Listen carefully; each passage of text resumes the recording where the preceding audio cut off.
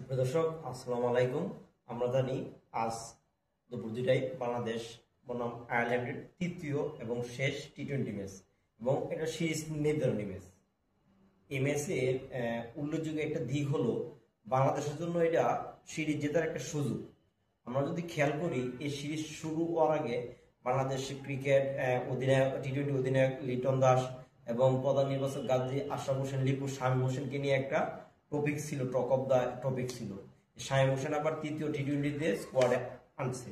আমি জানি না শামীম হোসেন স্কোয়াডে থাকবে কি থাকবে না, দলে ফিরে আসছে ওইটা বিষয় না। বিষয়টা হচ্ছে বাংলাদেশের এই পর্যন্ত এখন পর্যন্ত যে আমাদের তিনটা এই ম্যাচটা হওয়ার কথা ছিল মিরপুরে, আবার হওয়ার কথা ছিল রাত্রে, কিন্তু বাংলাদেশের সামনে টি-20 বিশ্বকাপ 2026 যেটা শ্রীলঙ্কা এবং ইন্ডিয়ার মাঠে অনুষ্ঠিত হবে। এর মধ্যে বাংলাদেশের 4টি খেলাতে 3টি খেলা ছিল কলকাতায় ইডেন গার্ডেন্স, আর আরেকটা খেলা ছিল মুম্বাইয়ের ওয়াংখেড়ে। কিন্তু ওই 4টা ম্যাচ থেকে 3টা ম্যাচই দুপুরে, ওইটার সাথে মিল রেখা যাতে বিশ্বকাপের আগে ভালো একটা বিশ্বকাপের সময় বিশ্বকাপের সিস্টেমে যাতে একটা বাংলাদেশ একটা প্রস্তুতি ম্যাচ খেলতে পারে, সেই হিসাবে বাংলাদেশের ম্যাচটা কিন্তু 2টায় আনা হয়েছে।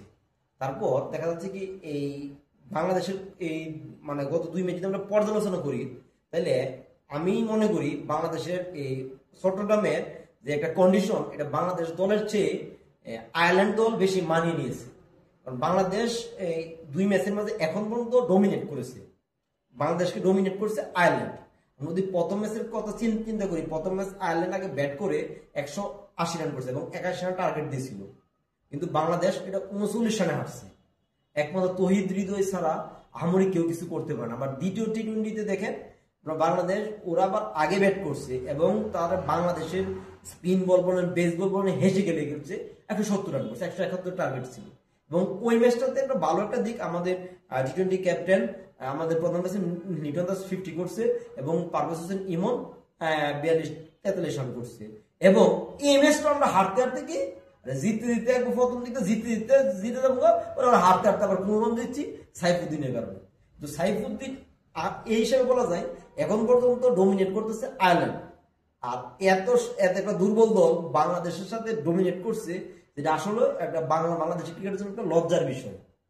আর বাংলাদেশ অবশ্যই এই ম্যাচটা জিততে হবে এবং বাংলাদেশের এই মুহূর্তে এই সিরিজে মানে বাংলাদেশের দুর্বলতা প্রকাশ পাইছে যে Bangladesh pace bowling, spin bowling, batting সব দিক দিয়ে অনেক ব্যাকফুটে আছে। এবং বিশ্বকাপ বাংলাদেশের জন্য ভালো হবে এই ম্যাচটা জিতলে, কারণ আমরা জানি শেষ ভালো তার সব ভালো তার। গত বিশ্বকাপের আগে সিরিজে কিন্তু আর বাংলাদেশের কোনো আন্তর্জাতিক কোনো সিরিজ নাই এবং এটা লাস্ট সিরিজ এবং লাস্ট ম্যাচ।